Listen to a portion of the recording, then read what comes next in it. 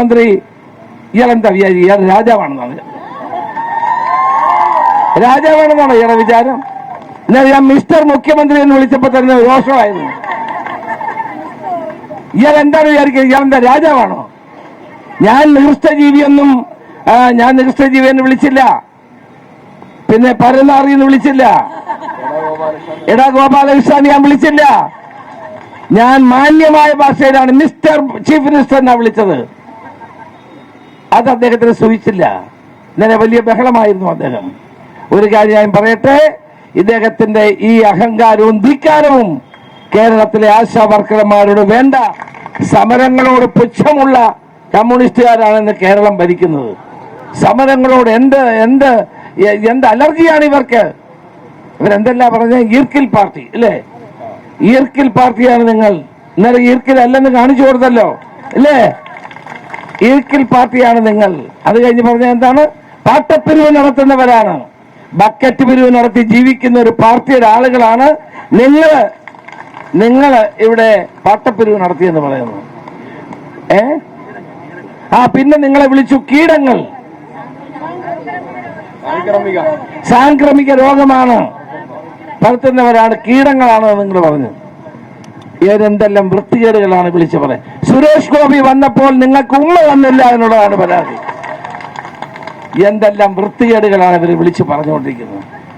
ഈ വൃത്തികേടുകൾ പറഞ്ഞ് ഈ സമരത്തെ ഇല്ലായ്മ ചെയ്യാനാണ് നോക്കുന്നതെങ്കിൽ സർവശക്തി ഉപയോഗിച്ച് അതിനെ നേരിടുക തന്നെ ചെയ്യും എന്നാണ് എനിക്ക് പറയാനുള്ളത്. നിങ്ങൾ ഒറ്റയ്ക്കല്ല, ഞങ്ങൾ എല്ലാവരും നിങ്ങളോടൊപ്പം ഉണ്ട് എന്ന് തന്നെയാണ് എനിക്ക് പറയാനുള്ളത്.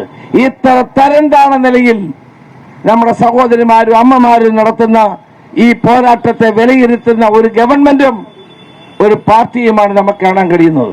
അവരുടെ സമരത്തിൽ ഞാൻ അറിഞ്ഞ തൊഴിലുറപ്പ് തൊഴിലാളികളാണ്, ആശാ വർക്കർമാരല്ല CITUവിന്റെ സമരത്തിലുള്ളത്. എന്നോട് പലരും പറഞ്ഞു തൊഴിലുറപ്പ് തൊഴിലാളികളാണ്. അങ്ങനെ അവരൊക്കെ തെറ്റിദ്ധരിപ്പിച്ചു കൊണ്ടുപോയതാണ്. പല ആളുകളും എന്നോട് പറഞ്ഞു, സാറേ ഞങ്ങൾ തെറ്റിദ്ധരിച്ചു പോയതാണ്, ഞങ്ങൾക്ക് എന്തോ ആനുകൂല്യം കിട്ടുമെന്ന് പറഞ്ഞ് വിളിച്ചുകൊണ്ട് പോയതാണെന്ന് പറഞ്ഞു. അവിടെ ചെന്നപ്പോഴറിഞ്ഞ ഞങ്ങളുടെ കാര്യമല്ല പറയുന്നത്, ആശാ വർക്കറുടെ കാര്യമാണ് പറയുന്നത്. അതിൽ പ്രതിഷേധിച്ച നിരവധി ആളുകൾ അവിടെ നിന്ന് പോരുകയും ചെയ്തു. ഇപ്പൊ ആളുകളെ ഭീഷണിപ്പെടുത്തുകയാണ്. എല്ലാവരും പിരിച്ചുവിട്ടുകളയെന്നാ പറയുന്നത്. പിരിച്ചുവിട്ടുകളയും എല്ലാവരെയും, ഞങ്ങൾ അതിന് പകരം ആളുകളെ വെക്കും എന്നുള്ള ഭീഷണിയാണ്. എത്ര കാലം ഈ ഭീഷണി നിൽക്കും? എത്ര കാലം ഈ നടപടി തുടരും? കേരളത്തിന്റെ ചരിത്രത്തിൽ ഒരു ഗവൺമെന്റ് കാണിക്കാത്ത ആ നടപടിയാണ് ഇന്ന് ഇവിടെ നടന്നുകൊണ്ടിരിക്കുന്നത്. നിങ്ങളുടെ നിയമസഭാ മാർച്ച് ഇന്നലെ എല്ലാവരും പറഞ്ഞു, നിങ്ങളുടെ നിയമസഭാ മാർച്ച് ഒരു ചരിത്ര പ്രാധാന്യം അറിയിക്കുന്ന മാർച്ചായിരുന്നു. നൂറുകണക്കിന് ആശാ വർക്കർമാർ, ഒരു തൊഴിലുറപ്പ് തൊഴിലാളി ഇല്ലായിരുന്നു. ഉണ്ടായിരുന്നോ?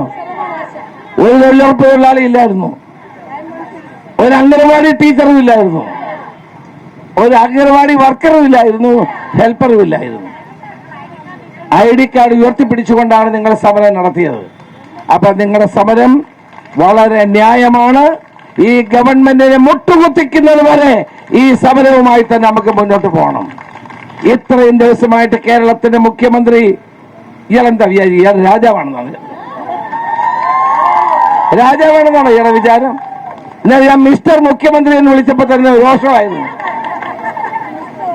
ഇയാൾ എന്താണ് വിചാരിക്കുന്നത്? ഇയാളെന്താ രാജാവാണോ? ഞാൻ നികൃഷ്ടജീവിയൊന്നും ഞാൻ നികൃഷ്ടജീവി എന്ന് വിളിച്ചില്ല, പിന്നെ പരനാറി എന്ന് വിളിച്ചില്ല, എടാ ഗോപാലകൃഷ്ണൻ ഞാൻ വിളിച്ചില്ല. ഞാൻ മാന്യമായ ഭാഷയിലാണ് മിസ്റ്റർ ചീഫ് മിനിസ്റ്റർ എന്നാ വിളിച്ചത്. അത് അദ്ദേഹത്തിന് സൂചിച്ചില്ല. ഇന്നലെ വലിയ ബഹളമായിരുന്നു അദ്ദേഹം. ഒരു കാര്യം ഞാൻ പറയട്ടെ, ഇദ്ദേഹത്തിന്റെ ഈ അഹങ്കാരവും ധിക്കാരവും കേരളത്തിലെ ആശാ വർക്കർമാരോട് വേണ്ട എന്ന നിങ്ങളുടെ സമരം തെളിയിക്കുകയാണ്. നിങ്ങളുടെ സമരത്തിന് എല്ലാവിധ പിന്തുണയും ഞാൻ ഇവിടെ ചേരുന്നു. ഇത് ഞാൻ 3ാമത്തെ തവണയാണ് ഇവിടെ വരുന്നത്. ഇനി 300 തവണ ഇവിടെ വരേണ്ടി വന്നാലും നിങ്ങളോടൊപ്പം വരും, നിങ്ങളോടൊപ്പം ഉണ്ടാകുമെന്ന് മാത്രം പറഞ്ഞുകൊണ്ട് സർവ്വ അഭിവാദ്യങ്ങളും നേരുന്നു. നമസ്കാരം. ജയ് ഹിന്ദ്.